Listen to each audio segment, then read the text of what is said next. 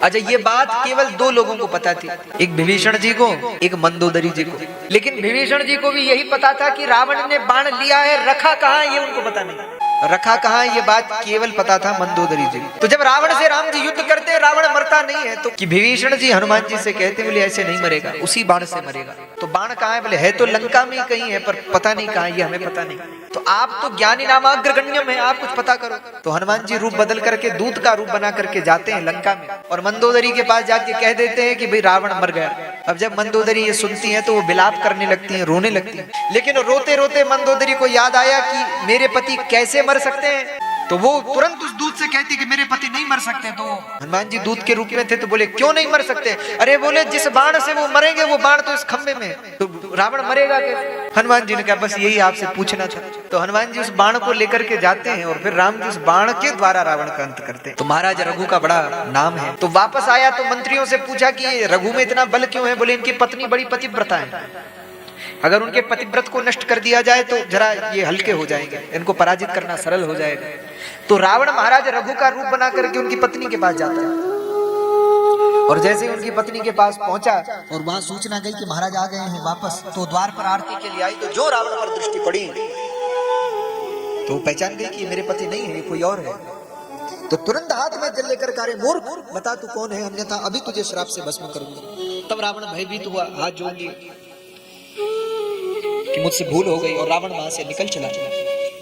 शाम को जब महाराज रघु पधारे तो उनकी धर्म पत्नी ने ये बात अपने पति को बताई कि आज आपका रूप बना करके लंका का राजा आया था। बोले देवी वो तो हमारे पास भी आया था, तो अब तो इस दुष्ट ने अपनी सीमा का अत्यंत अतिक्रमण कर दिया है, तो अब इसको मैं जीवित नहीं छोड़ूंगा।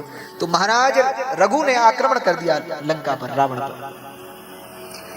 तो जब रावण पर आक्रमण कर दिया और रावण को मारने के लिए बाण चढ़ाया, तो ब्रह्मा जी प्रकट हो गए, और ब्रह्मा जी ने महाराज रघु से कहा, बोले महाराज आप रावण को मत मारो, क्योंकि इसके लिए तो भगवान आने वाले हैं, आप इसे मार दोगे तो फिर राम जी किसको मारेंगे? तो रघु जी ने कहा कि हमने बाण उठा दिया है, अब इस रावण को हम नहीं छोड़ेंगे, इसको तो मारेंगे, हमारा बाण कभी निष्फल नहीं होता, और हमने बाण पर संकल्प कर दिया है कि ये बाण बिना रावण को मारे नहीं लौटेगा। तो ब्रह्मा जी ने तुरंत रावण से कहा, बोले चरण पकड़ लो, क्योंकि निश्चित मर जाओगे, महाराज रघु बड़े प्रतापी हैं। तो रावण ने महाराज रघु के चरण पकड़ लिए, उनसे क्षमा याचना की। तब महाराज रघु प्रसन्न हुए, और रघु महाराज ने कहा कि तुम कुछ अब शरणार्थी हो तो कुछ मांगो हमसे।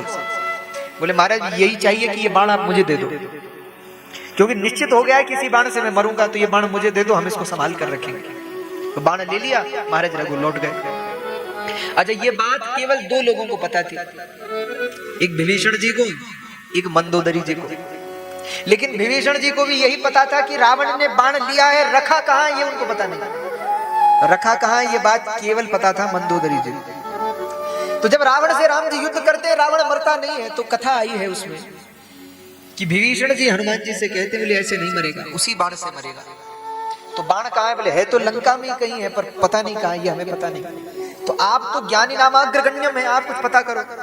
तो हनुमान जी रूप बदल करके दूत का रूप बना करके जाते हैं लंका में, और मंदोदरी के पास जाके कह देते हैं कि भाई रावण मर गया। अब जब मंदोदरी ये सुनती है तो वो विलाप करने लगती है, रोने लगती है।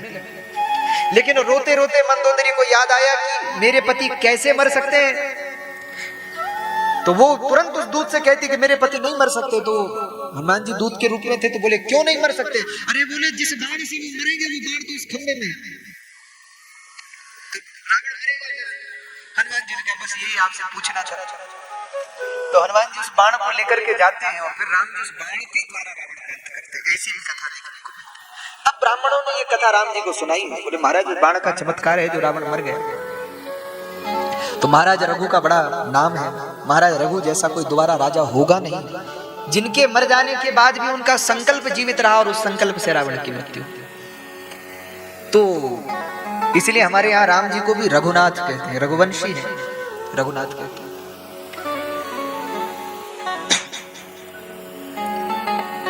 और हमारे रघुनाथ जी कैसे दयालु हैं।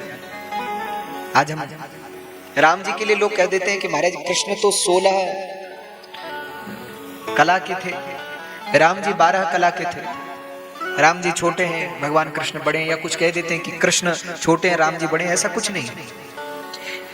भगवान कृष्ण में 16 कलाएं थी, वो बिल्कुल ठीक है। राम जी में 12 कलाएं थी, वो भी बिल्कुल ठीक है। लेकिन ये कलाएं क्या है? राम जी और अभी भगवान कृष्ण का जन्म चंद्रवंश में हुआ है और चंद्रमा की कितनी कलाएं होती हैं? 16 कला होती, 16 कला होती, प्रतिपदा से लेकर के और आपके पूर्णिमा तक और एक अमावस्या की, तो 16 कलाएं होती हैं। इसलिए भगवान कृष्ण को 16 कला संपन्न कहते हैं, चंद्रवंशी है ना।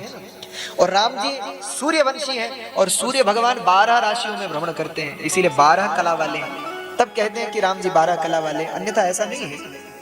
भगवान राम में और भगवान कृष्ण में भेद नहीं है, दोनों एक ही। तो 2 अवतारों को विशिष्ट अवतार की संज्ञा सूत जी ने दी है। पंचम प्रश्न ऋषियों ने किया, महाराज भगवान ने कौन कौन सी लीलाएं की? बोले वो आपको आगे सुनाएंगे। ठीक है महाराज। छठा प्रश्न किया, धर्महकं शरणं गतः। जब भगवान अपने धाम को चले गए तो धर्म किसकी शरण में गया? बोले जब भगवान अपने धाम को चल पड़े तो धर्म श्रीमद् भागवत में जाकर के समा गया, भागवत जी में विलय हो गया। बोले श्रीमद् भागवत महापुराण की जय। यहां ऋषियों ने पुनः प्रश्न किया, महाराज आप हमें ये बताइए कि भागवत के वक्ता, श्रोता और रचयिता कौन है? बोले भागवत के वक्ता हैं सुखदेव जी, भागवत के रचयिता हैं व्यास जी और भागवत के श्रोता हैं परीक्षित महाराज। महाराज इनका चरित्र हमें विस्तार से सुनाइए, प्रार्थना की। तब सूत जी ने कहा, ऋषियों द्वापर युग की बात है, द्वापरे समनुप्राप्ते तृतीये युग पर्यये जातः पाराशरं योगी वासव्याम कलया हरि। द्वापर युग की बात है, नारद जी व्यास जी के आश्रम में पहुंचे, उन्होंने देखा व्यास जी बड़े दुखी हैं, तो पूछा, पाराशर्य महाभाग भवतः कच्चिदात्मना परिदुष्यति शारीरा आत्मा मानस एव वा। हे पाराशर्य, हे व्यास जी आप इतने दुखी क्यों हैं, क्या कारण है? तो व्यास जी ने अपने दुख का कारण बताया। महाराज कलिकाल आने वाला है, कलिकाल में मनुष्य का कल्याण लगता है कठिन हो जाएगा। सब धर्म तीर्थ व्रत यज्ञ होम सत्य करुणा दया सब साधन छिप जाएंगे, मनुष्य के कल्याण का आप ही कोई साधन बताइए। तब नारद जी ने कहा कि आपने तो 17 पुराण लिखे हैं, उनसे कल्याण होगा। बोले महाराज उनसे भी जरा कठिन है, कोई और ऐसा ग्रंथ हो जिससे मनुष्य का कल्याण हो। तो ऋषियों ने कहा, नारद जी बोले, हे व्यास जी आप श्रीमद् भागवत की रचना करें, उससे मनुष्यों का कल्याण होगा। बोले महाराज भागवत जी? बोले हाँ। तो क्या मैं लिख सकूंगा? नारद जी ने कहा, यदि भगवान कृपा करें तो क्या संभव नहीं है। अपने पूर्व चरित्र की कथा नारद जी ने सुनाई है और तब व्यास जी महाराज बद्रीनाथ में जाकर भागवत जी का लेखन करते हैं। बद्रीनाथ में ऐसी भी किंवदंती मिलती है कि गणेश जी ने भागवत जी लिखी और व्यास जी ने कही, इसलिए व्यास गुफा और गणेश गुफा नजदीक नजदीक में। व्यास गुफा में व्यास जी बोलते थे और गणेश गुफा में गणेश जी लिखते थे। इस प्रकार भागवत जी का निर्माण हुआ। भागवत जी तैयार हुई तो व्यास जी के मन में आया कि भागवत दूं किसको? तो मन में आया कि मेरे पुत्र सुखदेव से बड़ा अधिकारी अब कोई और नहीं है, इसलिए अपने 2 शिष्यों को भागवत के 2 श्लोक सिखाकर जंगल में भेजा। बोले जाओ तुम जंगल में जाकर भागवत के श्लोकों को गाना, मेरा पुत्र सुनेगा तो आ जाएगा। तो शिष्यों ने जंगल में गाना शुरू किया। भागवत के 10वें स्कंद के 21वें अध्याय का 5वां श्लोक शिष्यों ने गाया। परहापीडं नटवरवपुः कर्णयो कर्णिकारं विभ्रदवासः कनकगपिशं वैजयन्तीं चमालां रन्ध्रान् वेणोरधरसुधया पूरयन् गोपवृन्दैर्वृन्दारण्यं स्वपदरमणं प्राविशद गीतकीर्तिः। सुखदेव जी ने ये श्लोक सुना, भगवान की सुंदरता का वर्णन सुना। भगवान कैसे माथे पे मोर पंख का मुकुट है, गले में वैजयंती की माला वनमाला है, कानों में कुंडल है, हाँ अधरों पर धरी भगवान की सुंदर वंशी है और सुंदर शरीर पर पीतांबर है। ऐसे रूप माधुर्यता का वर्णन सुना, सुखदेव जी का हृदय गदगद हो गया। पर सोचा जो लोग सुंदर होते हैं ना उन्हें अपने पर अभिमान बहुत होता है, तो क्या करें? तो फिर बैठ गए ध्यान में। शिष्यों ने दूसरा श्लोक गाया। अहो बकीयं स्तनकालकूटं जिघांशयापाय यदप्यसाधि लेभे गतिं धात्री उचितां ततोन्यं कं वा दयालुं शरणं व्रजेमः। ये भागवत के 3रे स्कंद का श्लोक शिष्यों ने गाया। बोले महाराज भगवान कितने दयालु हैं, जो पूतना भगवान को विष पिलाकर मारने आई थी उसका भी भगवान ने कल्याण कर दिया। जो मारने आई पूतना को भी तार दे, उससे बड़ा दयालु और कौन होगा? तब तो सुखदेव जी ने सोचा कि सुंदर भी है, दयालु भी है बस अब इनसे अच्छा कौन होगा। तो छोड़ी साधना उपासना और चल पड़े शिष्यों के पास। महाराज ये 2 श्लोक मुझे सिखा दीजिए। बोले 2 नहीं, आपको 18,000 सिखाएंगे, चलो हमारे साथ। तो सुखदेव जी को लेकर व्यास जी के आश्रम में आए हैं। यहाँ सुखदेव जी ने श्रीमद् भागवत का अध्ययन किया और अध्ययन के उपरांत पुनः शुकाचार्य जंगल की ओर चल पड़े हैं। हाँ, व्यास जी के आश्रम का परित्याग करके व्यास जी रोते हैं, लेकिन सुखदेव जी फिर लौटते नहीं, जंगल की ओर चल पड़े। अवधूत शिरोमणि भगवान सुखदेव का ऐसा चरित्र है। बोले सुखदेव भगवान की। सुखदेव जी तो चल रहे हैं और चलते चलते भगवान के स्मरण में मत्ते हैं। व्यास जी पीछे पीछे रो रहे हैं, प्रार्थना कर रहे हैं। पुत्रे तन्मयतया तरवोभिनेदु, हे पुत्र रुक जाओ, हे पुत्र रुक जाओ। पर सुखदेव जी रुकते नहीं, संसार को छोड़कर भगवान की ओर निकल चले।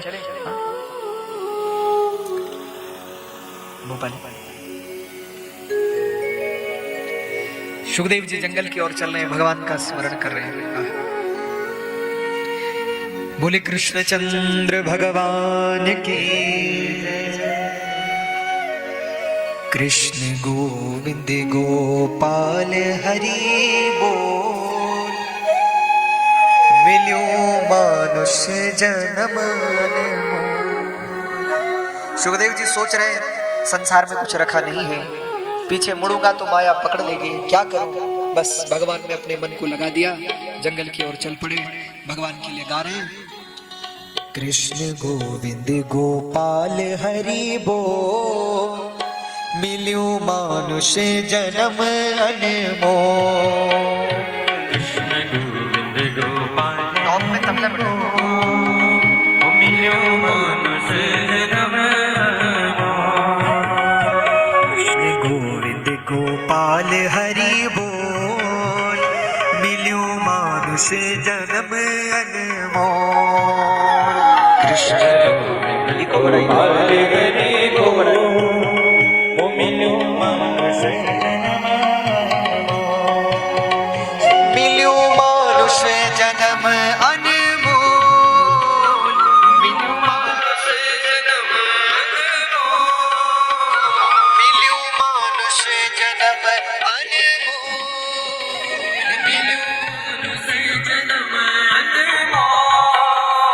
मिल्यो मानुष जन्म अनमोल, मिल्यो मानुष जन्म अनमोल। कृष्ण गोविंद गोपाल हरि बोल, मिल्यो मानुष जन्म अनमोल। कृष्ण गोविंद गोपाल हरि बोल, मिल्यो मानुष जन्म अनमोल।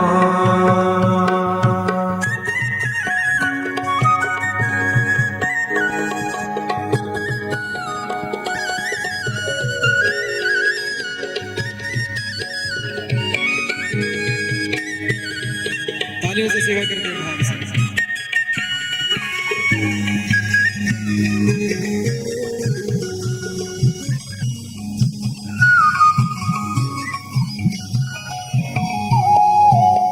बड़ा मुश्किल से नर तन पाई, बड़ा मुश्किल से नर तन पाई, बड़ा मुश्किल से नर तन पाई। यो भी लाटा दिन तने गवाई, यो भी लाटा तेन सोद गवाए, यो भी लाटा दिन तने गवाई, यो भी लाटा तेन तनी गवाए। यो भी लाटा दिन तने गवाई। मोह माया को करो घबरो, मोह माया को करो घबरो, मिल्यो मानुष जन्म अनमोल, मिल्यो मानुष जन्म अनमोल। ओ कृष्ण गोविंद गोपाल हरि बोल, मिल्यो मानुष जन्म अनमोल। कृष्ण गोविंद गोपाल हरि बोल, मिल्यो मानुष जन्म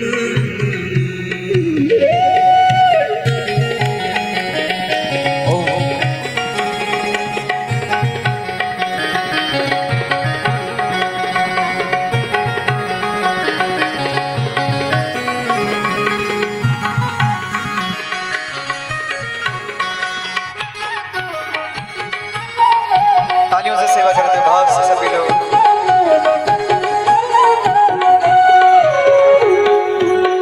जब धरती मां देवताओं दा, जब धरती मां देवताओं दा, जब धरती मां देवताओं दा, जब धरती मां देवताओं दा, अपना भगतों को कष्ट मिटाਉਂਦਾ, अपना भगतों को कष्ट मिटाਉਂਦਾ, अपना भगतों को कष्ट मिटाਉਂਦਾ, अपना भगतों को कष्ट मिटाਉਂਦਾ। मन की आँखों ते अब तू खोल, मन की आँखों ते अब तू,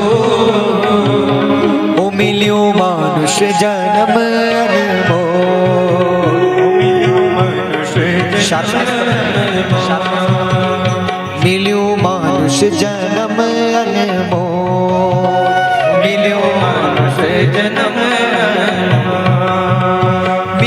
मानुष जन्म अनमोल, मिलियो मानुष जन्म अनमोल, मिलियो मानुष जन्म अनमोल, मिलियो मानुष जन्म अनमोल, मिलियो मानुष जन्म अनमोल, मिलियो मानुष जन्म अनमोल।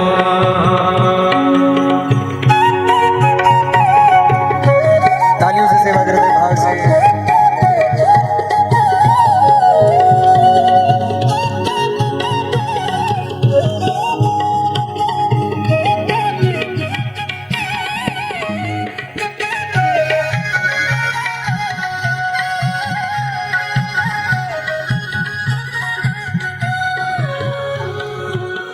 बचपन खेली तरुणी आई, बचपन खेली तरुणी आई, बचपन खेली तरुणी आई, बचपन खेली तरुणी आई, जवानी का जोश माँ कुछ निचताई, जवानी का जोश माँ कुछ निचताई, जवानी का जोश माँ कुछ निचते, कुछ निचता, अपन माँ पड़ी गे घर को, अपन माँ पड़ी गे घर रो, मिलियो मानुष जन्म अनमोल, मिलियो मानुष जन्म अनमोल।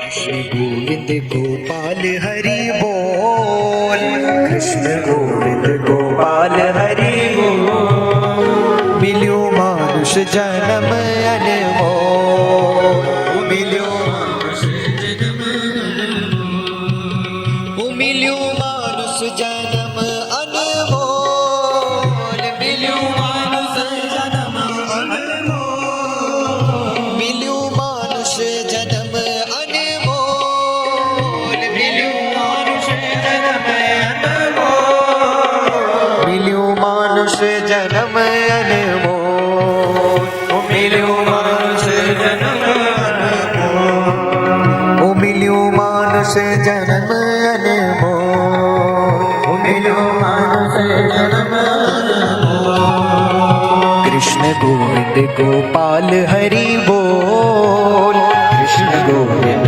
गोपाल हरि बोल, कृष्ण गोविंद गोपाल हरि बोल, कृष्ण गोविंद गोपाल हरि बोल, ओ मिलियो मानुष जन्म अनमोल, ओ मिलियो मानुष जन्म अनमोल, ओ मिलियो मानुष जन्म अनमोल, मिलियो मानुष जन्म अनमोल, ओ मिलियो मानुष जन्म अनमोल, मिलियो मानुष जन्म अनमोल, मिलियो मानुष जन्म अनमोल, मिलियो मानुष जन्म अनमोल, मिलियो मानुष जन्म अनमोल, मिलियो मानुष जन्म अनमोल, मिलियो मानुष जन्म अनमोल, मिलियो मानुष जन्म अनमोल, ओ मिलियो मानुष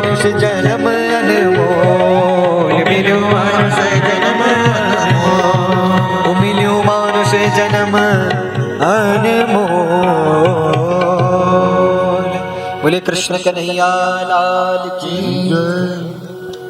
कृष्ण गोविंद गोपाल हरि बोल।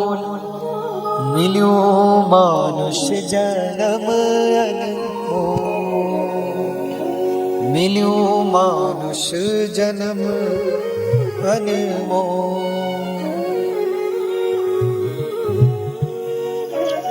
सुखदेव जी चल पड़े भगवान के भजन के लिए, क्योंकि शंकराचार्य जी कह रहे हैं बालस्तावद क्रीडाशक्त तरुणस्तावत् तरुणी रक्तः वृद्धो जातश्चिन्तामग्नः। हमारा जीवन कैसे बीत रहा है? बचपन बीता खेलने में, युवा अवस्था बीती घर परिवार में, और बुढ़ापा बीत रहा है चिंताओं में। जीवन व्यर्थ हो रहा है। इसलिए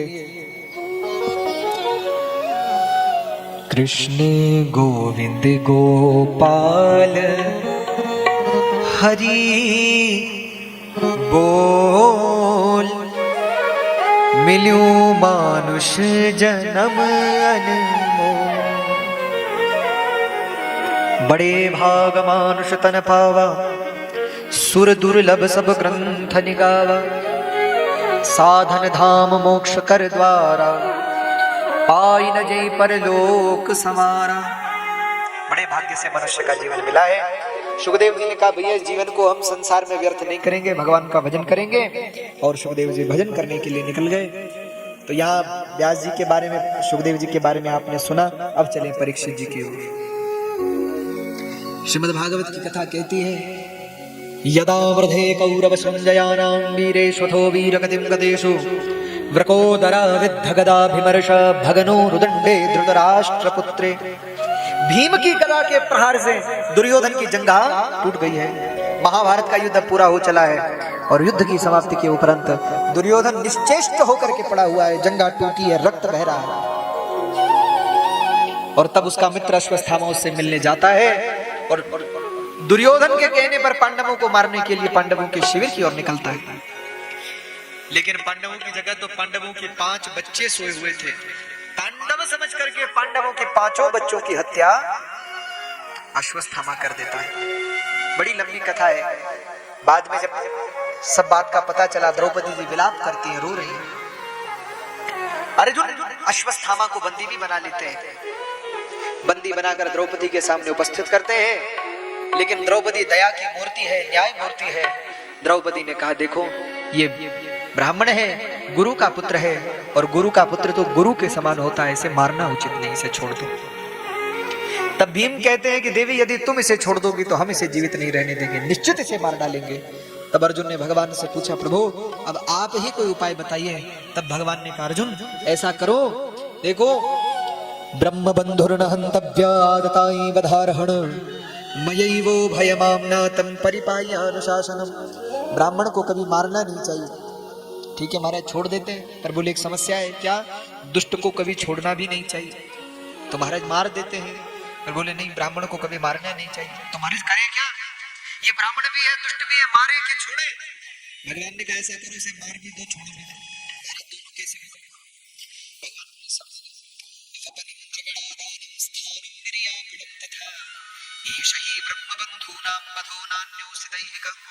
ब्राह्मण के लिए अपमान ही उसकी मृत्यु है।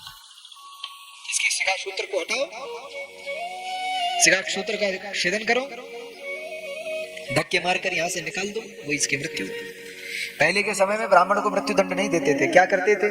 मृत्यु दंड की अपेक्षा ब्राह्मण का शिखा सूत्र काट देते थे, शिखा काट लेते थे, मस्तक से तिलक हटा देते थे और धक्के मारकर राज्य से निष्कासित कर देते थे। यही उसकी मृत्यु थी।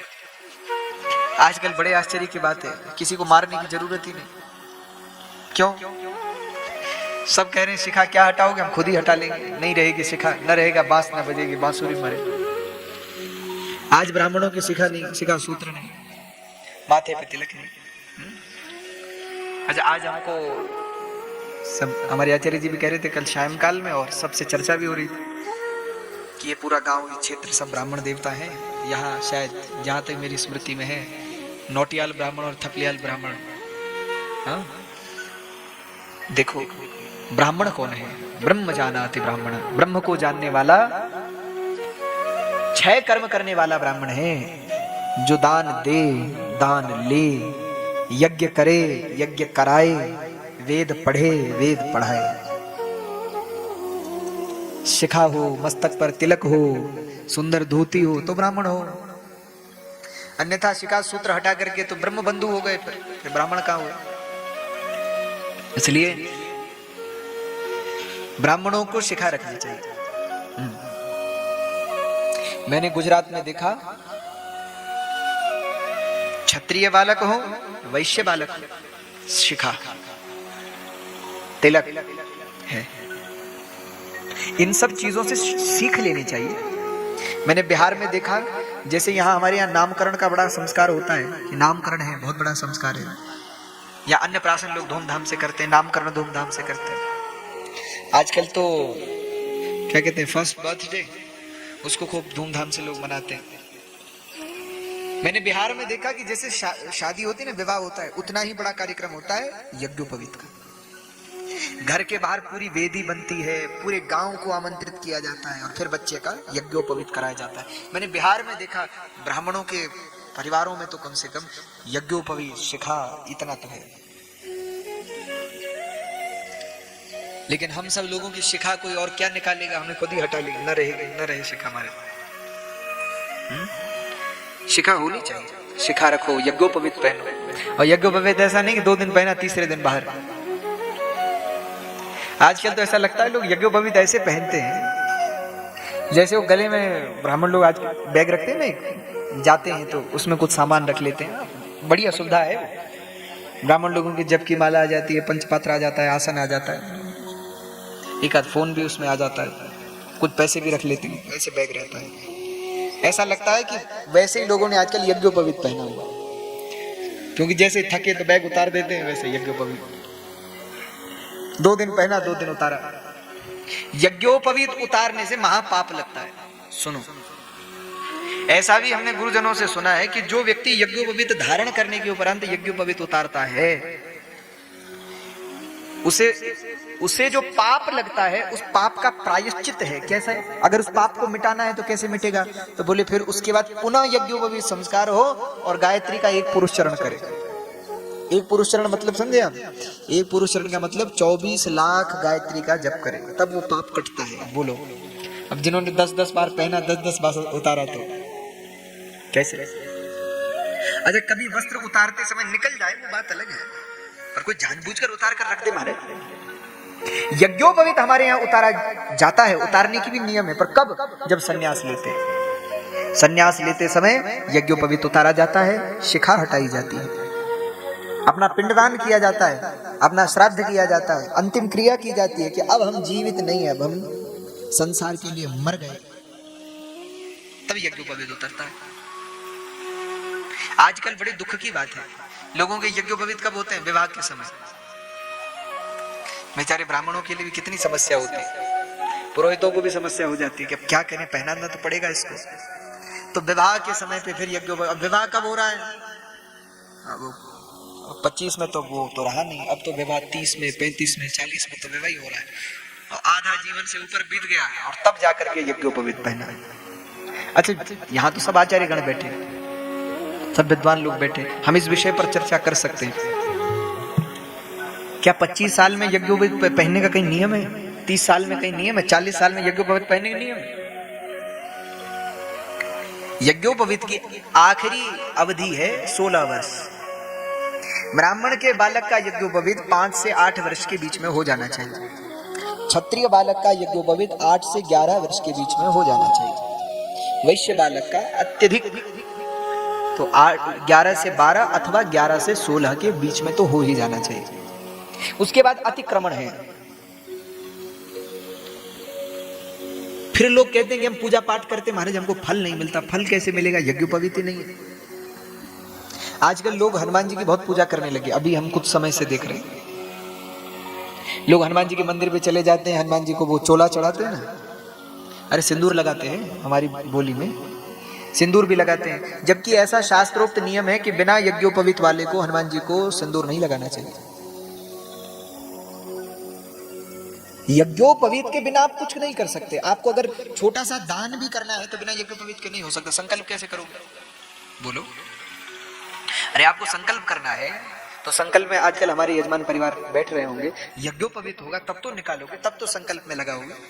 यज्ञोपवीत नहीं होगा तो जिस व्यक्ति का यज्ञोपवीत नहीं होता उसको दान का भी पूर्ण फल नहीं मिलता। उसके द्वारा किए गए श्राद्ध पिंड को भी पूर्ण रूप से पितृ ग्रहण नहीं करते। उसके द्वारा की गई पूजा को भी देवता पूर्ण रूप से स्वीकार नहीं करते। हर जगह निष्कासित हो जाता है। इसलिए आज मैं देख रहा हूं लोग पूजा पाठ तो बहुत करते हैं पर लग नहीं रहा घरों में। क्यों नहीं लग रहा? कई लोग कहते हैं महाराज हम इतनी सफाई से भी रहते हैं, पूजा पाठ भी करते हैं और ये भी करते हैं, हनुमान चालीसा भी पढ़ते हैं और ये महाराज कुछ नहीं हो रहा, कैसे होगा?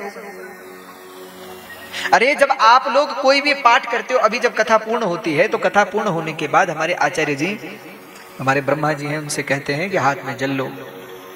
फिर जल लेके कहा जाता है अनेन यथाशक्ति कृतेन जपाख्येन पाठाख्येन कर्मणा।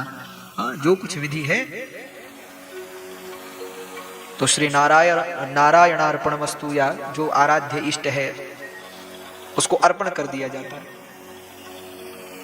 आखिरी में ये भी कह देते हैं कि नमः प्रियताम नमः।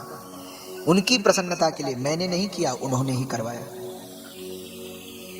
ये सब क्रियाएं हैं।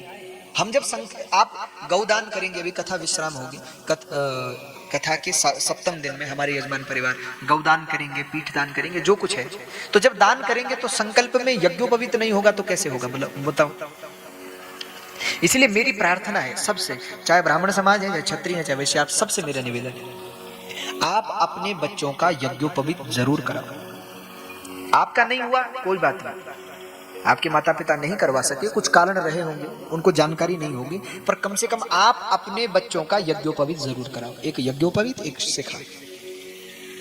और अपने बच्चों से गायत्री का जप करवाओ। जब गुरु जो गायत्री दे उसका जप कराओ। उससे क्या होगा? उनकी मेधा शक्ति, उनकी बुद्धि, उनकी प्रखरता और बढ़ेगी, याद करने की क्षमता बढ़ेगी भगवती गायत्री की उपासना से।